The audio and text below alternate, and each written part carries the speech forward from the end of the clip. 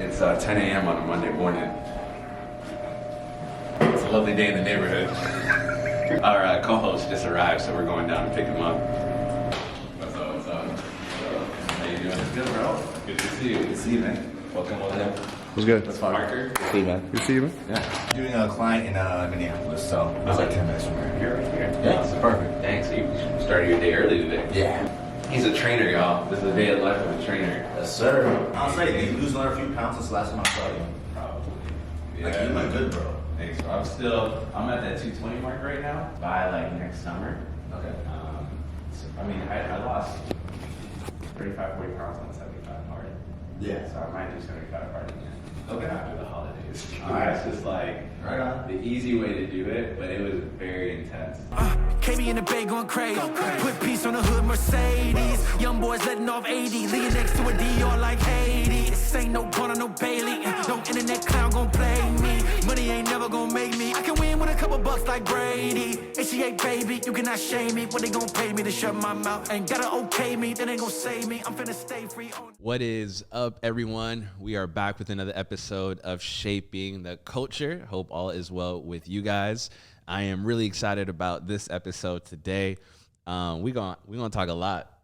For those who don't know, we've got a physical trainer with us. I want to say he's a bodybuilder because this man is built like one, but I don't know if you can technically say you are. I don't know all the ins and outs of what makes a bodybuilder, but you're built like a bodybuilder. I'll tell you that much. You don't want to work out with this man because you will leave home questioning life. You'll go home crying, wondering if it's all worth it. And then to make matters worse, you'll wake up the next day doubling down on those emotions. And so he's a friend to the channel. He's been on before. He's someone I've known since I was a kid. And it's been an honor to see him grow and see what God is doing in his life. He's someone that has challenged me, encouraged me, inspired me on my health journey. You guys, if you follow me on social media, you probably see him on my story when I'm in the gym. We got none other than Baeza with us. What's good, bro? Good, man. Thank you for having me, man. Yeah. Glad to be here. Welcome back, bro. Appreciate it. It's been a couple years. Few years. We were just talking about that. 2018 was the last time we had you on. It was me, you, Yossi. I think that episode is called Fat and Personal or something like that. Yeah. Talking about our health journey, but we're coming back 4 years later to talk about the health journey once more because there have been some updates and developments and things of that nature. But before we jump into it, for those who don't know you or don't have a context for who you are, give us a little inside scoop on who the man is, who the man Baeza is. Yeah, so I'm Baeza. Went to Bethel University, got my degree in biokinetics. Okay. Been coaching at the high school level for, I want to say 7 or 8 years now. Wow. And then in the weight room as an assistant. Been the co-director of the weight room for the past 3 years at the high school I coach at. Also coaching football and track on the side as well. And then I've been doing personal training for the past 2-3 years now. Dope. That's what's up. And you almost tried out for the NFL. No, not true. No? I remember you were like about to. No. Just play college ball. That was it. You should have went with. I should have. You're right. No, I was all right, but it wasn't that good. Wasn't that good? Yeah, you played football for the longest too, right? Yeah, for about 10 years. Okay. Played for 10 years. Coached for 5 now. So. Okay. So real quick, for those who don't, again, know who you are, what got you into your health kick? What made you want to study what you studied? What made you want to be a coach, a trainer? You don't only coach and train, but you also, lift for yourself and take care of yourself and all that good stuff. What led to that, especially in our community? I think things are changing now and things are evolving, but the way we were raised, that was not necessarily something that was talked about, something that was encouraged. I mean, you got to be a doctor, lawyer, engineer in our world. Yeah, facts. Our culture will shame you. If you're big, they'll let you know.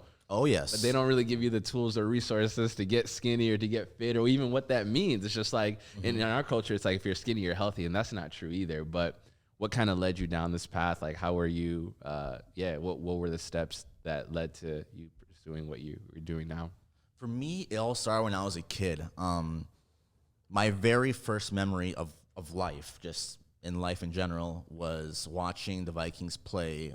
I was sitting on my dad's lap. I think I was like 3 or 4 years old at the time. Wow. And I was watching football with my dad, and I don't know what it was. It wasn't anything. I don't know what it was. It's just for some reason that gravitated towards me. I said I want to do that. I can't tell you what it is. I just saw it and I was like, I want to do that. Yeah. So from a young age, all the boys in my class from preschool, kindergarten, and first grade, all we did at recess was play football. Yeah. So growing up, I want to play this game. I want to run around. Yeah. If you ask my parents when I was growing up, mom especially, she'll tell you that, like, I would never sit still. Like, I was a kid, I was like bouncing off the walls at like age 2. I think at like 6 months, I actually crawled out of my crib. Wow. I started like walking at like 9 or something. Wow. So Yeah, like, that's I was next like level. I was a crazy active kid, since birth. Yeah. So movement has always been a part of my life and something that I just, this is who I am. Right. So played all different sports growing up. Didn't play football until I actually got to 7th grade. And around that time, I actually started lifting weights. So I begged my mom for like over a year, like, I want weights. So she got me a pair of like 8-pound dumbbells. Really? Yeah. When I was like, I think 11 or 12, and like, bro, like every day. Yeah. Every day I go in the basement and I would, do push-ups, do sit-ups, use those dumbbells for like an hour straight. Yeah. Every single day, because that's what I wanted to do. Yeah. So played football in middle school, ran track in middle school, got pretty good at that. We hold on. We got to talk about that's a miracle. I'm gonna tell you why. Dumbbells at that age. I remember telling my parents I wanted to play football when I was in elementary school, and they shut that thing down. Right. And I remember it was a huge debate. I remember being at my aunt and uncle's house, and it was a huge conversation. And my uncle was really cool. He was a huge Vikings fan, Randy Moss, that era. You know what I'm saying? And Dante Culpepper. Like, I just remember that whole era. But he was just like, just let him play football. Like, what's the worst that can happen to him? Right. And my mom was like, nah, he's going to get a concussion. He's going to get hurt. Like, there's no way that I'm going to let my child play football. And I was like, what about basketball? There's nothing really that can happen. Like, no, you got to focus on your education. But, like, it's so crazy. And I've been thinking a lot about this. I want to tell a real quick story. Yeah. I remember being in the gym one time. I used to work out at Lifetime Fitness, and I miss it so much because LA is not Lifetime.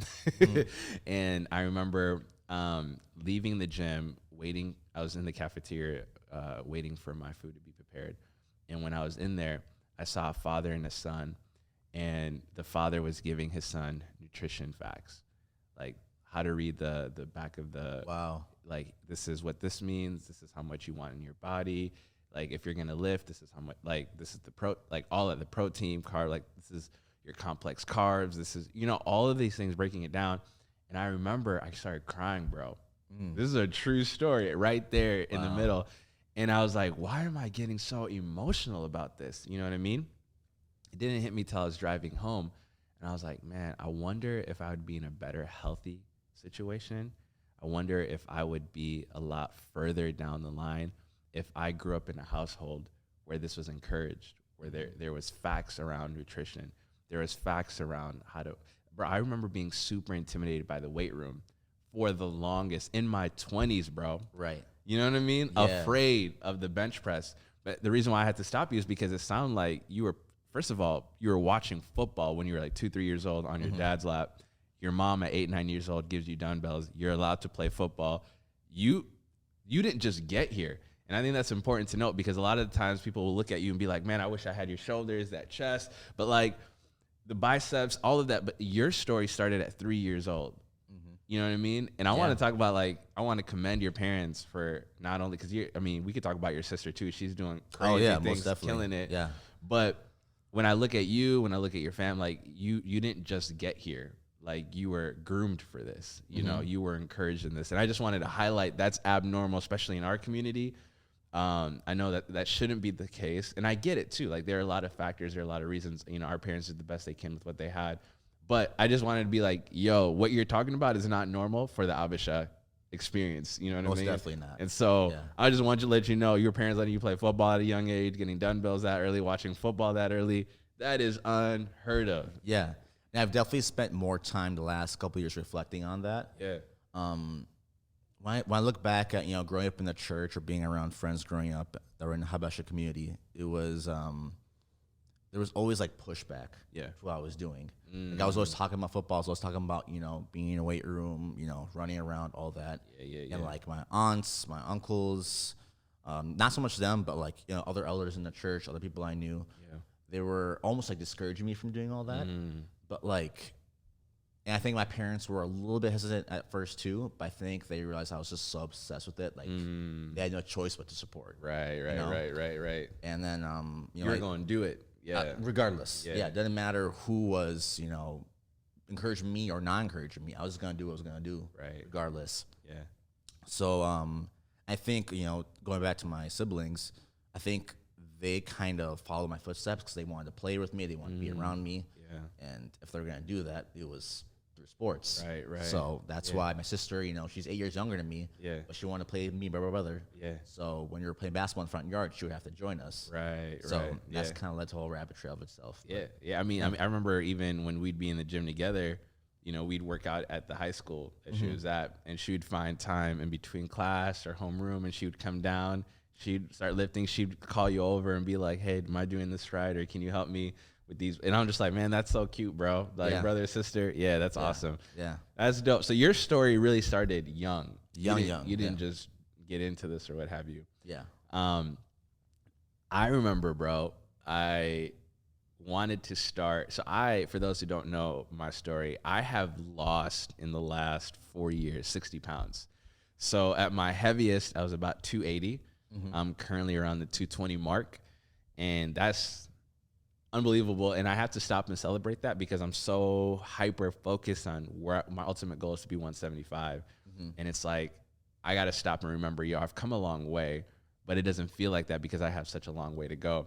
But I remember early in my journey, like it was you that I hit up. Like there's a few guys that got me on this track, got me on this path.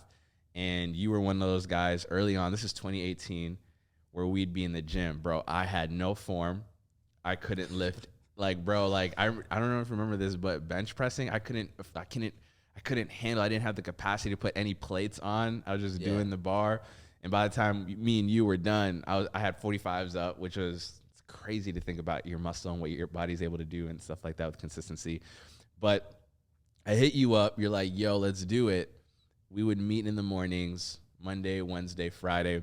And I remember you would always say something. I know we talked about this in our last podcast episode, but it's rung true. So it's just been in my heart, in my mind ever since. But he's like, "Let's get ready to worship. Let's get ready to worship." You'd come in, and our worship songs would be Taylor Swift and Lecrae, that's right. Yeah. and rock music. You have an eclectic taste of music. That's another conversation. It's all over the place. Yeah. I was like, we really working out to Taylor Swift right now. I'm cool, right? But like, let's get ready to worship. And I think I remember somebody was saying this on a podcast episode. In the Bible, when you talk about worship, it's not the way we talk about worship. Today, when we talk about worship, we're talking about lifting our hands, having Bible study, praying. I think that's part of it. But in the Bible, when people get ready to worship, they're getting ready to work, sacrifice.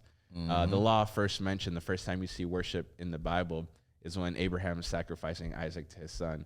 There's pain to it. There was sacrifice to it. There was a trusting of God or what have you. And that always, you saying, "Let's get ready to worship," has always stuck with me because I'm like, yo, I don't believe in the sacred secular divide. I believe all the things that we do, God is incorporated. I feel like God is right now with us as we record this podcast. Right after this, we're going to work out chest and tricep. God's going to be with us in that time. Absolutely. This is worship. That will be worship. All of it is worship. In fact, one of the root word of worship is work, actually. And so speak to that a little bit. Where did that come from, this idea that everything I do is for the Lord? And you touched on this a little bit. In the church, it was discouraged. Yes, but very much so. If they knew that was worship, maybe you'd be encouraged, right? But what was your journey with that, realizing that what I do in the weight room, what I do on the football field, what I do as I'm working my body out is really worship unto the Lord? Where does that come from for you? So for me, when I was doing sports growing up, whether it's middle school, high school, even throughout college, I always went to private Christian schools growing up, and also to for college. Shout out. And shout out to all the schools I went to. I remember when I first started doing sports at Concordia, on our back of our weight room shirts. Like every single year is on the back of our weight room shirts. I can't remember which verse it is, but it always had the phrase "investing our talents." And I always think about the parable of Jesus about investing our talents, and one person dug it in the ground, and one person did something else with it. And good. the way I see it is, God gave us our physical bodies, right? As a gift. It's a lease. You only get it for a certain amount of time. Right. And in the church we always talk about investing in our relationships, investing in our careers, investing in all these different things to make us better people in God. But I strongly believe that we don't talk nearly enough about investing in our physical talents. Because we can invest in all these other things, but if we're not investing in our physical bodies, we can't carry out God's mission for our lives. Let's talk about it. So let's talk about it. So it's like, and not to go too deep down this rabbit hole, but if how do I want to say this? This may come across as harsh, please, but I would question anyone out there who is a believer who is, doing well with their family life, doing well in their relationships, doing well in their community service, doing well, in their careers, what have you. If you're really focused on all those different things, think, I'm doing great for the kingdom, but you're neglecting your health, you're doing things that are bad for your health, you're smoking cigarettes, you're not going to the gym, you're eating junk food every day, you're drinking every weekend. I would question if you're really truly investing in all the things that God has for you. Wow. Bro, we stepping on some toes on this one. Listen, we stepping on some toes on this one. Let me tell you something, bro. This is not talked about enough. I remember vividly, I was, I think, a junior or senior in college, and I had the privilege of, I had 3 youth pastors, you know what I mean? And one of them, I had 2, they were husband and wife, they were Indian. And one of the youth pastors was telling me, she just stopped showing up for a little bit, and then one day she came back to service, and I was like, "How you been? We miss you. What's going on?" She's like, "I've had severe back problems," and she's like, she just pulled me aside. She's like, "Invest in your health." She said, "I want to be with you guys. I want to teach more. I want to be there for you guys, but I can't because my back is giving me a hard time." And that was the first time I realized, holy cow, my physical state has a direct implication to my career, to my ability to be a friend, my ability to be helpful, to be of service to others. If you and I were not in our right minds, if we didn't have bodies that were able and working, we would not even be sitting here recording this podcast episode. 100%. At all. And I remember that was my senior year of college. And for 2 years, I asked God, please give me a conviction about this. Because, bro, there was no conviction at all. Not even a little bit. And I remember I was like, God, please give me a conviction. I remember when it happened. It was 2015. And I was in the drive-thru at McDonald's. I still eat McDonald's. I'm still, guys, it's the process. I think I lost some followers by saying that. It happens sometimes. It happens sometimes. You know what I mean? It's the only thing open late. You know what I mean? Yeah. The fries are next level. We've all been there. I'm still there. Yeah. So I'm constantly, God's working on me. You know what I'm saying? But yeah. I remember being at McDonald's and a ton of bricks, the Holy Spirit hit me. And finally, he answered my prayer and I felt convicted. That was the first time I felt wrong about eating at McDonald's. And I was like, all right, I got the conviction out, which was supernatural and helpful in my journey because it was no longer for me a thing about, let me just look good. It was, this is a spiritual matter. And if I'm not investing in my spiritual health or in my physical health, how healthy am I spiritually? You touched on something that's key. If you want to know where you and God are actually at, look at where you are in relation to all the other things going on in your life, your friendships, your family, your vocation, your emotional, your mental health. Sometimes, I don't know, we're so notorious for doing this as Christians. We think we're good because I read my Bible and I prayed, but everything else is on fire. You're a terrible friend. Talk about it. You don't manage your time. You're on Netflix 24/7. You're not pursuing your dreams. You're not investing in the talents that God has given you. You're not investing in the relationships that God has put around you. And I started realizing slowly but surely that my physical health is a representation of my spiritual health. Talk about it. Where me and God are at is an indication, or where I'm at in my physical journey is an indication of where I'm at with my relationship with God. And that was a game changer for me, because working out, eating right, it became a spiritual matter. And it is a spiritual matter. But I had to pray, God, give me a conviction over this. I love what you said there. We can talk so much about that, but we don't have time to get into all the details. There's so many things I want to talk to you about. But Yeah. it became a spiritual conviction. I love what you said, man. I was like, I want to invest in my physical health, not just my mental, not just my emotional, not just my relational, not just my spiritual, but all of that. So I started that. 4 years later, bro. Thank God I'm not where I was, but I'm not where I want to be. But to this point about it being spiritual, losing weight is one of the hardest things I've ever had to do. I think Ruslan said this on that podcast episode I just recorded with him. He said, it is much easier to make $1 million than it is to get a six-pack.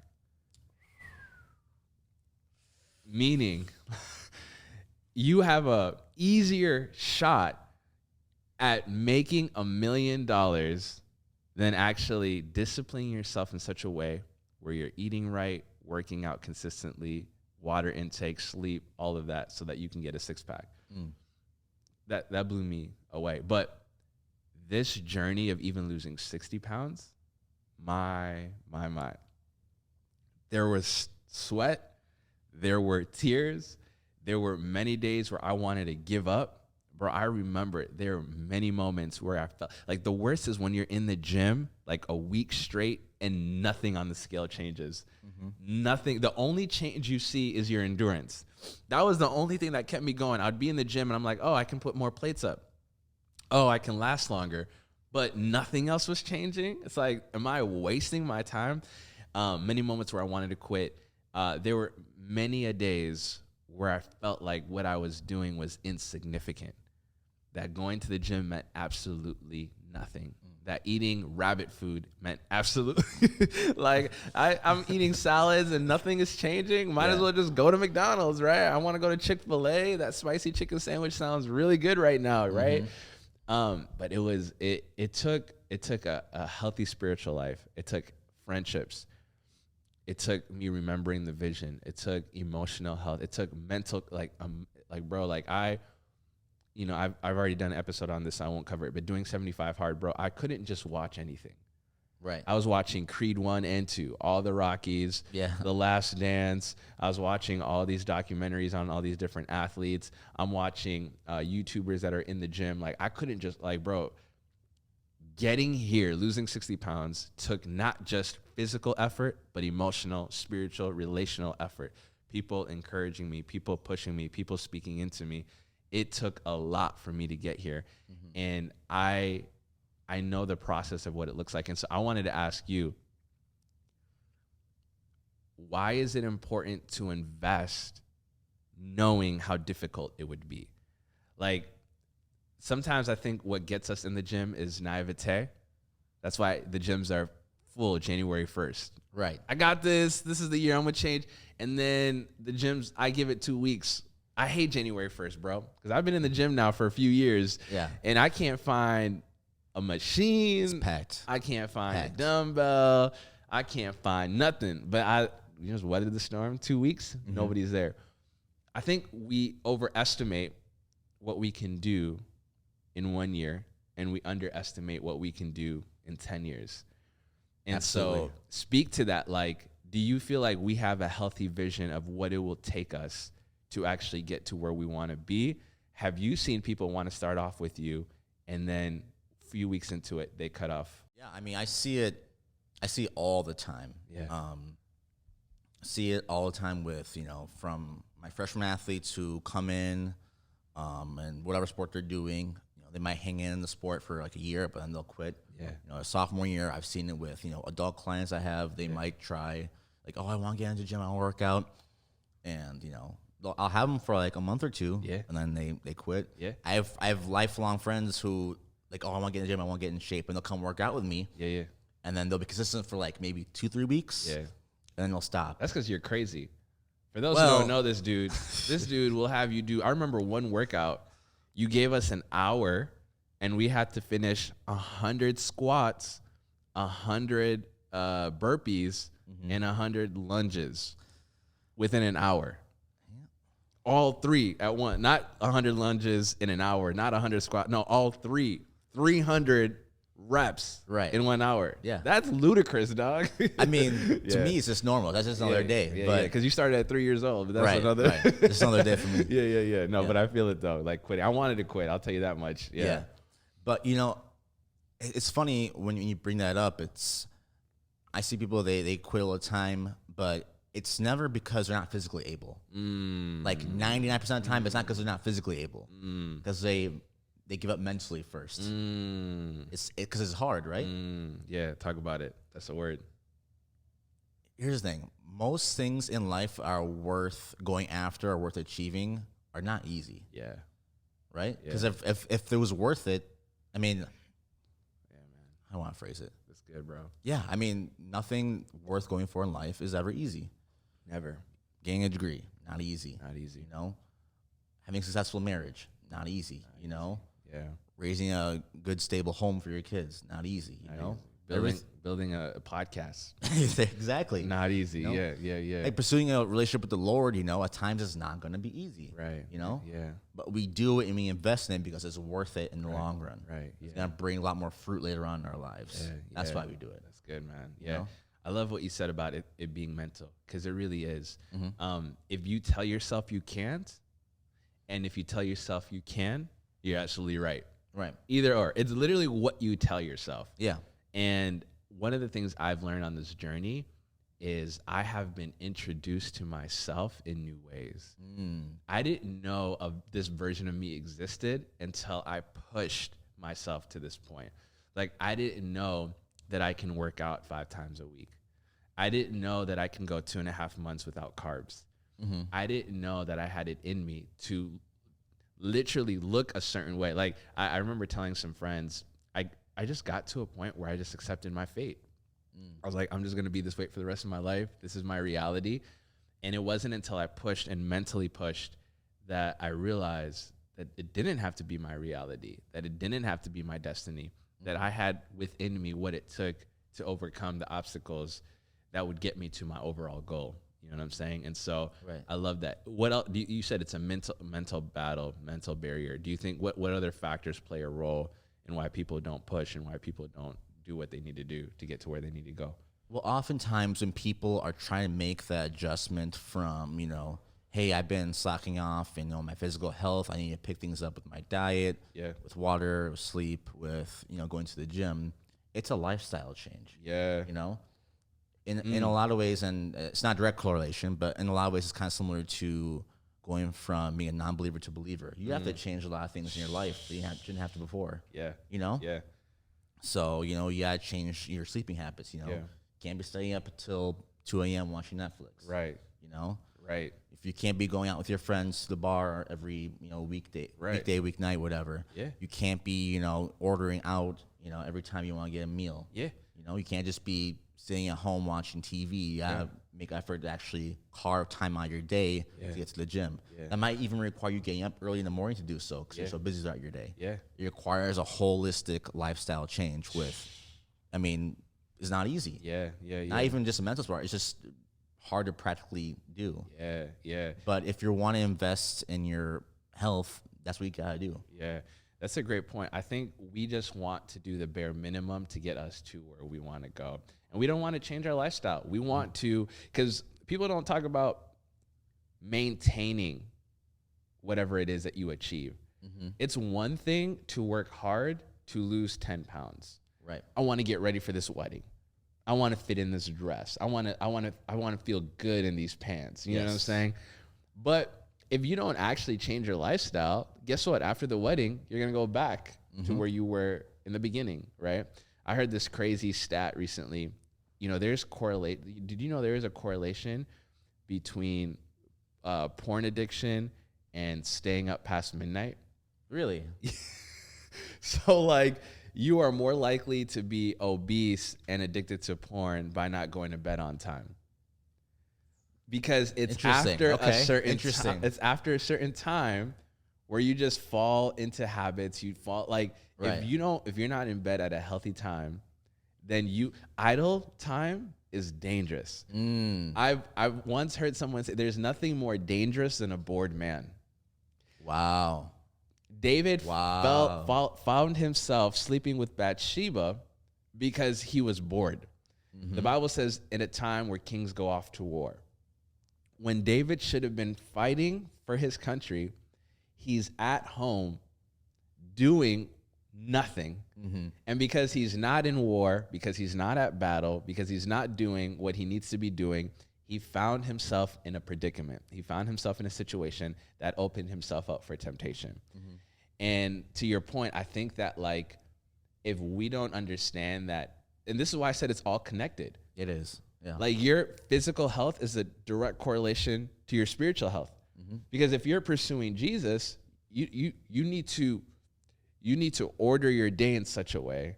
You need to prioritize your time in such a way. You need to focus your attention in such a way that's productive. What am I doing in my alone time with the Lord? What am I doing with my relationships? What's my relationship with social media look like? What does my relationship with my friends look like? All of these things play a role in being productive. A lot of people say, I don't have time to get fit. But if you were to go on your iPhone right now and you'd go in your settings and look at battery life, every Sunday, my phone tells me you spent 4 hours a day on your phone. You spent 6 hours a day on your phone.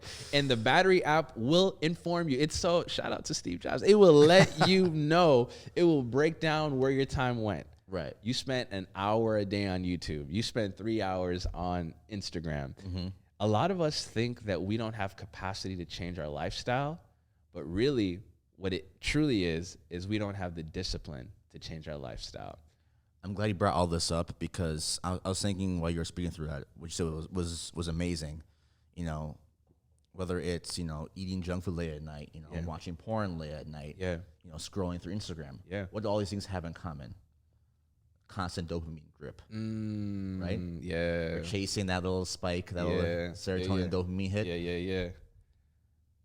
So people need to realize too when they're making that investment in their physical health, whether it's changing their diet, working out, whatever, you are delaying that gratification for an even bigger and more fulfilling gratification later on. Yeah, that's You know what I good. mean? We got to talk about that. You gotta talk about that because our culture, especially today here in the Western world in America, we are so hyper focused on getting that constant dopamine drip from whatever it is that whatever our vices are, you know? Right, yeah. So if you're able to make that change from constant scrolling, from watching porn to, you know, I got a Bible verse for this. Keep going, from doing all of that, if you can convert that from, hey, I'm going to, you know, meal prep Sundays and take about 2 hours of my day to make that investment. Yes. I'm going to carve out 4 days this week where I'm going to work out for an hour each day. Yeah. If you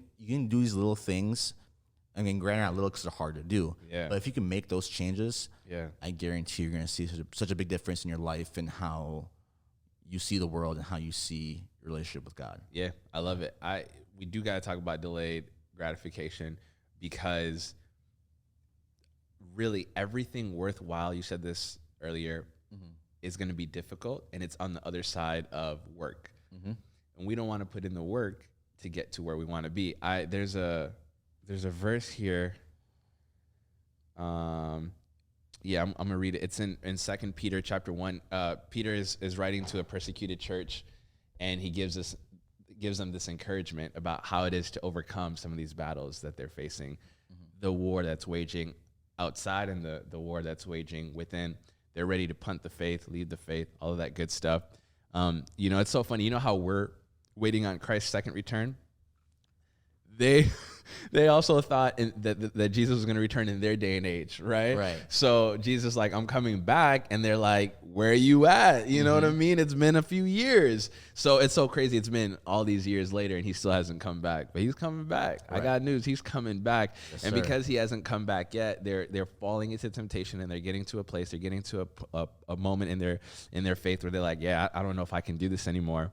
And Peter writes this, keep going. I'm going to read it from verse 5. For this very reason, make every effort to add to your faith goodness, and to goodness knowledge, and to knowledge self-control, and to self-control perseverance, and to perseverance godliness, and to godliness mutual affection, and to mutual affection love.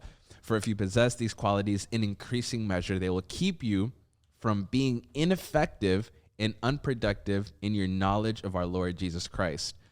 But whoever does not have them is nearsighted and blind, forgetting that they have been cleansed from their past sins. So Peter basically tells them, this is what you got to do. You got to add to yourself perseverance, godliness, affection, self-control, knowledge, goodness, all of these things. And he's like, grow in these things.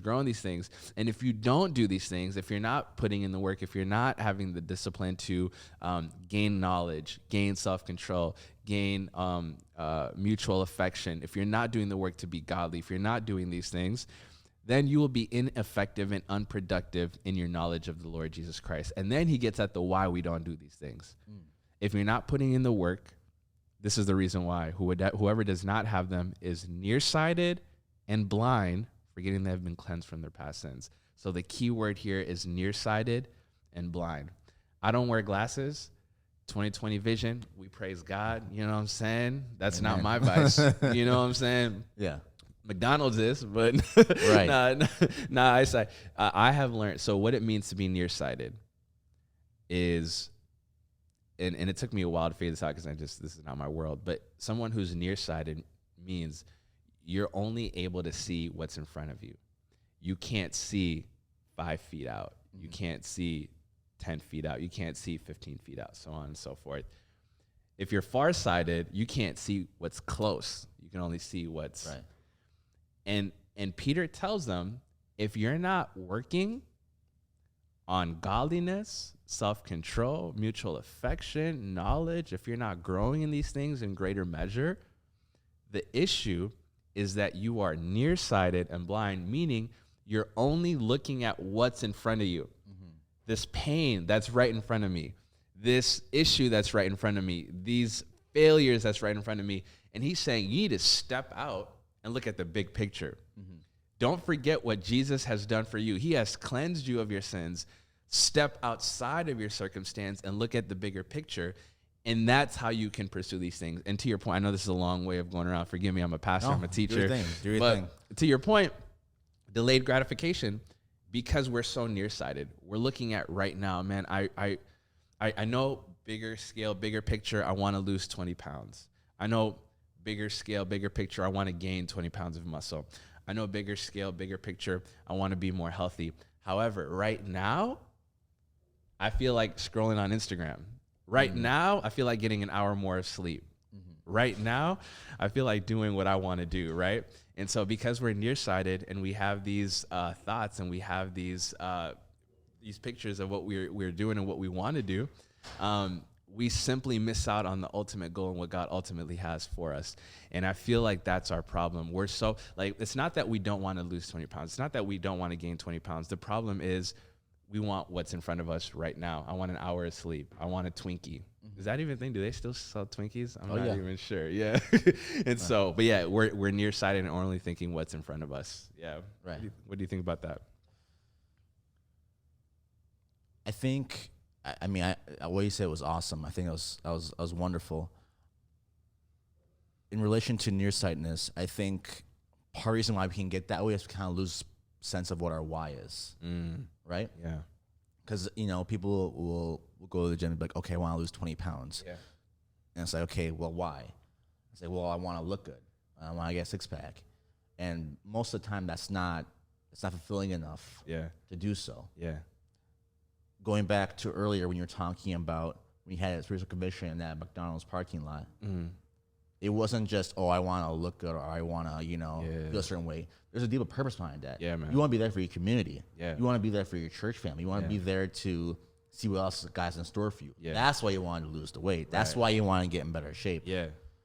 And I think that oftentimes when we get nearsighted in all these different aspects of our lives, it's because we could figure out what our why is in God. Right. know? Right. Yeah. Because that's the ultimate purpose. That's ultimately what we're here for. Right. And we lose sight of that. We lose sight in all our other ambitions and goals along with that. Yeah, that's good, man. The why is important. We can go on about this. I want to speak to one more why, and this is more a recent development. For me, I have been very convicted. I read an article not too long ago that talks about how working out, eating right, sleeping enough can literally alter your children's DNA. So if you are setting yourself up, it doesn't only impact your community, it doesn't only impact your health and longevity, it doesn't only impact your spirituality and your purpose, it also impacts the next generation. And I want to talk quickly about this because I think we underestimate how much of what we do for ourselves really blesses others. How much of what we invest in ourselves is really an investment into our communities, into our families, into the next generation. Like the people that we're producing, literally physically producing, and the impact they have on the next generation is contingent upon what I do with my time today. Right. Can you speak to the science of that? Because I know that's your field. I don't want to. Yeah. But like how vital and important even that is. So epigenetics is Talk about it. basically a study of how genetics within the body can change over time. It's been a few years now. I'm not gonna lie, so I don't remember all the science behind it. Yeah, break it down. But shout out to Dr. Gibbous at Bethel. She was the one who taught a lot of this when I was there. One thing you have to remember while we're working out, when we're going through, eating right, when we even do stuff like a sauna or a cold tub or anything like that, our hormones are being rearranged and switched around a lot. Yeah. And those hormones, in conjunction with our diet, which is going to change our DNA from inside out, are working together to change what's going on inside the body. So hormones like testosterone, estrogen are being being regulated basically. When we're doing stuff like are basically working out in conjunction with eating a high carb diet with lots of protein, or if you flip it, if you go high fat with a lot of protein, that's gonna make sure that our insulin spike isn't too high, which is gonna counterbalance all these other hormones that are going on in the body to make sure that our hormones are working the proper way. Right. And they've actually found research recently, can't remember what the study was or where it was from, but not only will your genetics change, will affect your children, but when a woman is pregnant with her child in the womb, that child has genetics it needs to, give life to their children, right? So not only are you changing your children's DNA, you're changing your children's DNA. Yeah. So it's multi-generational, which is, absolutely crazy. That's actually crazy. Could we sing songs like "And Your Children"? That's based off a Bible verse for the song "The Blessing" that they did. They literally took that. But oftentimes when I think about that verse or I hear that song, I'm like, God, do it, and He will do it, and He can do it. But He's partnering with us in doing that. Exactly. The way we help bless our children's children is by what we do with our time and our energy and all that good stuff. Not only and it can go either way too. Yeah. Because a lot of people, and I know this is very true for myself, but humans hold a lot of trauma within the body in a very physical sense. Body whether keeps it's whether it's damaged mutations on our genetic coding, whether it's like a visceral, like actual, like muscular thing that happens with the body that's psychological. Trauma gets passed down through generations as well. Right. So I think it's important for us, not only as believers, but also people come from, that African diaspora. There's lots of generational trauma throughout the years.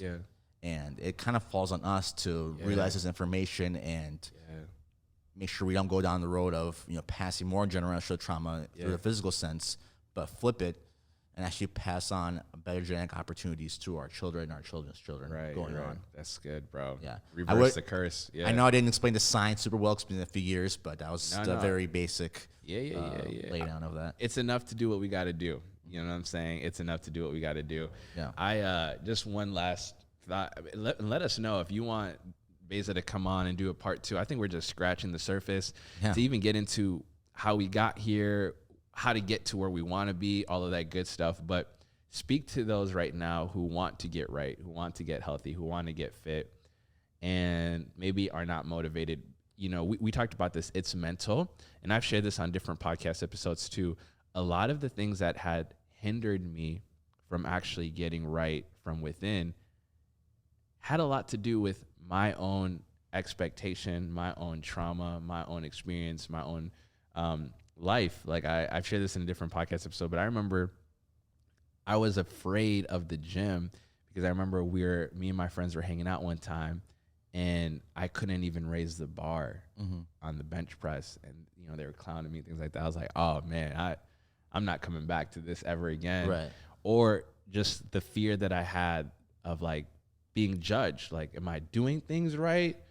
Like I remember like even the video I was like sharing with you when we were working out together, I was doing these bicep curls and my form was off. Like right. my shoulders weren't tucked in. I was lifting with my shoulders and not my actual, you know. Yeah. And it's like there's that fear of like, am I gonna look like a fool?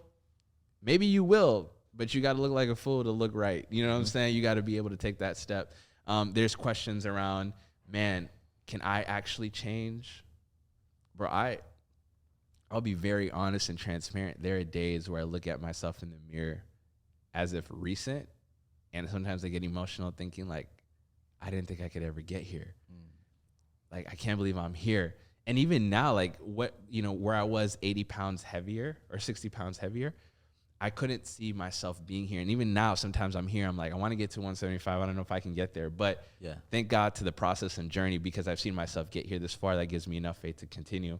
But it's mental, like, and I get it. Like, a lot of our physical health is tied to our mental health, our spiritual health. It's all cause and effect. But what would you say to someone? How would you encourage them to get on their health to actually embrace health in the physical realm so that they can see the results that they hope to see? Well, first of all, I want to commend you for losing that 60 pounds. I mean, I know there's a journey that you want to get to a certain place, and I think that's great. You have a bigger goal for yourself. Yeah. But, you know, definitely take a second to appreciate where you've come from, because that's straight up. You know, that's huge what you've accomplished in that short amount of time. I'm really proud of you, man. Thanks, That's man. amazing. Yeah. Thank you. I would say a few things. Jordan Peterson says, in order to become the master, you have to be the fool first. And, you know, people, and you mentioned this earlier, but people, you know, look at me and they think, you know, oh, like, I would love to look like you, and, you know, you have these great arms, whatever. Yeah. But, like, people don't understand, like, I had to start somewhere myself. Yeah. I wasn't always, you know, the coach, the gym goer that I am now. Yeah. It took me a while to get to this point. It took well over a decade to get to this point. Wow. And there were times in my journey where I fell off. You know, before we started working out, like 6 months prior to that, I was the heaviest I was. I was like, you know, dang near 250. Yeah. I was not working out at all, and I was depressed, and there were things going on in my life that weren't going well. And gladly, you know, by the grace of God, I was able to turn that around and change that. But you know, you have to be willing to look a little foolish if you want to, you know, turn your life around. Yeah. You know, that's one of the costs of it. Yeah. That's good. I like that. Number 2, motivation is so highly overrated. Motivation does not matter. Gosh, that's a whole nother podcast episode. Talk about that. Yeah. Motivation comes and goes. Yeah. Even me now, who, you know, the gym is literally one of the biggest things in my life. A lot of my life is centered around fitness. I don't want to go to the gym every day. Yeah. I just don't. Yeah. I'll be honest. I don't want to go to the gym today. I don't want to because I know he's going to kill me, and I don't want no parts in it. Here's what I'll say to the people is, don't worry about being motivated. Worry about being disciplined. Make it a discipline. Don't go when you want to go. Yeah. Go when you say you're going to go. Wow. That's You know? a character issue. That's a character thing, right? Integrity, right? Yeah. And you know, I don't like using the word like make it like a job, but you gotta think about it is like, you're doing this for yourself, right? You wouldn't show up to work late, right? Yeah. You wouldn't show up to obligation or responsibility, you know, haphazardly. Yeah. So why are you doing that for yourself and your physical self, right? Yeah. You gotta show up for yourself if you want to make this thing work, you know? So good. Can I say something to that before you Yeah, continue? yeah. I was at Buffalo Wild Wings with one of my good friends, and we were talking about, and this is before I lost 30 of the 60 pounds I lost this year. And I was ready to take on like a new challenge to get to there. And I was telling my friend, like, man, I can't wait because this will impact the ministry. This will impact my energy for this. This will, man, maybe even my relationships, romantic relationships, all these things. And I was just telling him like how this will impact other people and he like was like, bro, that's good, but do this for you. He's like, as Black men, oftentimes we're called to change for our communities. We're called to change for our families. We're called to change for the culture, but we're never motivated to change for ourselves, like showing up for ourselves. Like, do this for you, King. I know that's such I hate But even it's saying real. that. Yeah. It's real. It's real. Yeah. And the Bible says, love your neighbor as yourself. And it's like, to your point, like this is an act of self-love to show up for yourself. This I have learned, bro, discipline is the highest form of love. Yes. In this generation, in this culture where we're telling ourselves to just love you, you need self-care. Part of self-care, part of self-love looks like discipline. Because in order to love yourself well, you've got to be able to tell yourself no. You got to tell yourself not yet. You got to tell yourself go when you don't feel like going.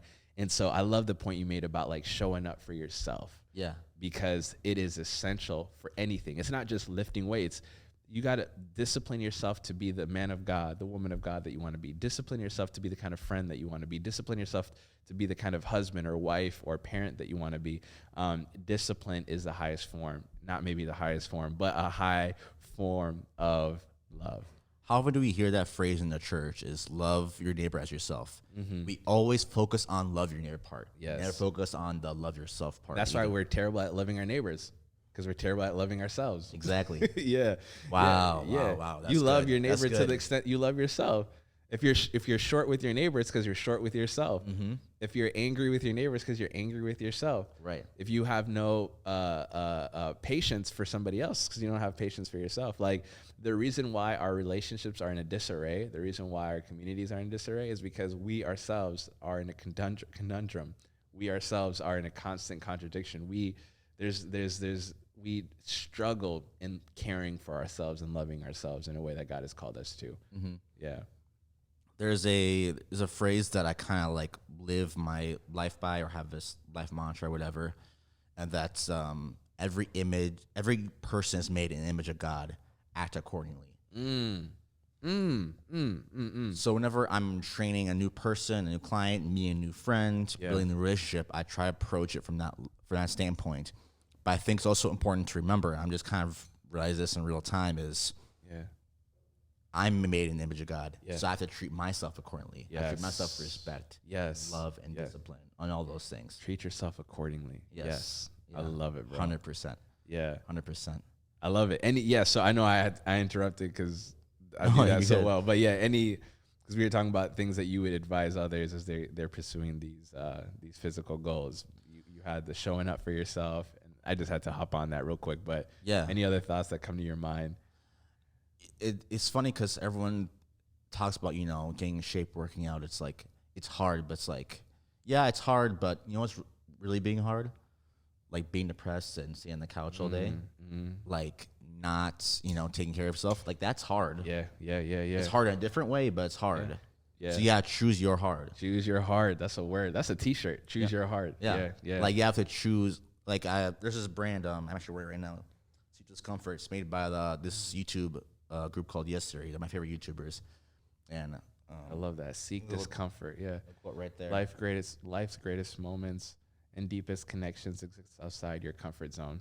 That's absolutely right. So that's kind of another life thing I've been kind of living by the last 2-3 years is that standpoint of, being comfortable with being uncomfortable. Exactly. Yeah. Like so actually I haven't told many people about this yet, but starting January 1st this year, every single morning I've done a cold shower. That's wild. In the winter? Yeah. Minnesota winter? Yeah. Seek discomfort is really something you're living by, because that's wild. It's been one of the most life-changing things I've ever done, ever. It's taught me so much about being comfortable with being uncomfortable, but also learning to control myself, controlling my emotions, controlling my mind state, you know, not being too worried about my thoughts, letting my thoughts pass in and out. When I started, I could barely do 15 seconds. Like, I was in and out of that, you know, immediately. Yeah. And now I start the shower cold, and I'm in there for, you know, 10 minutes easily. Wow. And for me, it was thing about, you know, regaining control over my anxiety. Because when I was in college, I remember I was doing ice baths, you know, every day during football practice, and I felt great. I could be in there, you know, 20 minutes, no problem. But, you know, since then, I developed a lot of issues with anxiety, with mental health and all that. And doing this was a big step for me in regaining control over my mental health. And now just last week, I was with my buddy. I went to Embrace North. Shout out to Embrace North. We got into the ice baths and saunas, and I was able to sit in there 10 minutes, no problem. Wow. And it's been a really cool journey for me to keep on progressing. And I think there's so many things I want to say, but my mind's going all over the place right now. So if this doesn't make sense, I apologize. But don't just look at this as like a way to like transform your physical health. Look at this as a way to transform your whole being. I think if you approach from that way, it becomes a lot more interesting goal. You know what I mean? It becomes a lot more motivating to actually get into the gym and actually change that lifestyle you have. And I think when you can figure out how to make the gym a part of your life instead of trying to fit your life around the gym, it becomes a lot easier that way. That's a whole word, bro. Yeah. And it speaks to the greater theme that we've been communicating. Your mental, your spiritual, your emotional health is connected. Your physical health to your spiritual health. Like, it's all intertwined. You need mental health to get physically right. You need spiritual health to get emotionally right. All of that good stuff. And I love how you said you've been taking cold showers to regain, you know, or to have a grip on anxiety and mental health. And people don't talk about that enough. The mental health benefits of working out, eating right, sleeping enough, drinking water. They're all, you know, sometimes we don't need to pray it away. We just got to be more disciplined. You know what I'm saying? You can pray all you want, but if you're not eating the things that you need to eat, if you're not taking the cold showers, if you're not drinking the water, it'll be very hard to see the breakthrough that you're hoping for in your life. And so thanks, bro. Thanks for sharing your thoughts, your wisdom, your heart, man. This conversation went really quickly. Yeah. Let us know what you guys thought in the comment section. Do us a favor and hit that like button, hit that subscribe button, turn on your notifications to get more conversations like this. And we'll continue. Hopefully the next time you come back on, I'm at the goal that I want to be at. You know what I'm saying? Maybe sooner than that. But yeah, man, I really appreciate your insights, your wisdom, your time, and coming on and sharing your journey with us. My pleasure, brother. I'm 1% better because of it. So thank you, brother. I appreciate it a lot. And until next time, family, peace and grace. Like this ain't clout. This isn't real life. I got a real life. Price is better and it ain't no doubt. I ain't got time to debate. There's countries to save. Afghanistan, Cuba, I pray.